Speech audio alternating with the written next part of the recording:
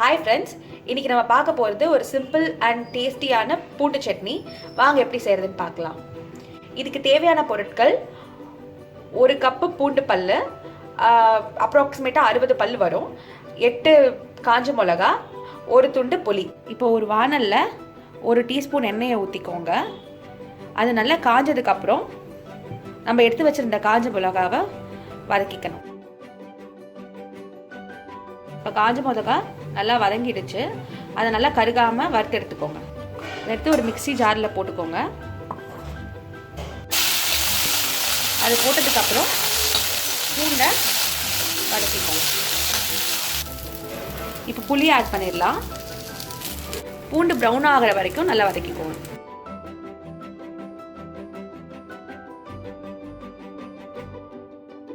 இப்போ பூண்டெல்லாம் நல்லா வதங்கிடுச்சு. இதை நல்லா ஆற வச்சு அதுக்கப்புறம் மிக்சியில் அரைக்கணும். இப்போது இதில் தேவையான அளவு உப்பு சேர்த்து அரைச்சிடுங்க. இது நல்லா அரைஞ்சதுக்கப்புறம் இது கூட பூண்டு சேர்த்து அரைங்க. நம்ம மிளகாவையும் உப்பையும் நல்லா அரைச்சாச்சு. இப்போ இது கூட நம்ம பூண்டை ஆட் பண்ணி சேர்த்து நல்லா அரைச்சிடலாம். இதில் கொஞ்சமாக தண்ணி ஆட் பண்ணி நல்லா மையா அரைக்கணும். இப்போது தாளிக்கிறதுக்கு கொஞ்சம் நிறையா நல்லெண்ணெய் ஊற்றிக்கோங்க. சூடாயிடுச்சு.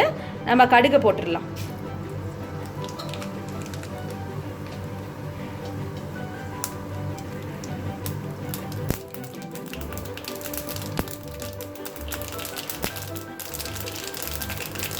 இப்போ கடுகு பொரிஞ்சிருச்சு.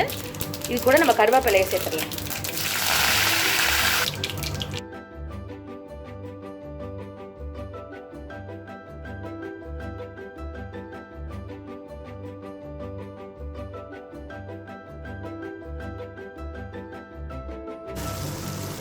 இப்போ நம்ம அரைச்சி வச்ச இந்த பூண்டு சட்னியை இதோட ஆட் பண்ணி நல்லா மிக்ஸ் பண்ணி விட்டுருங்க.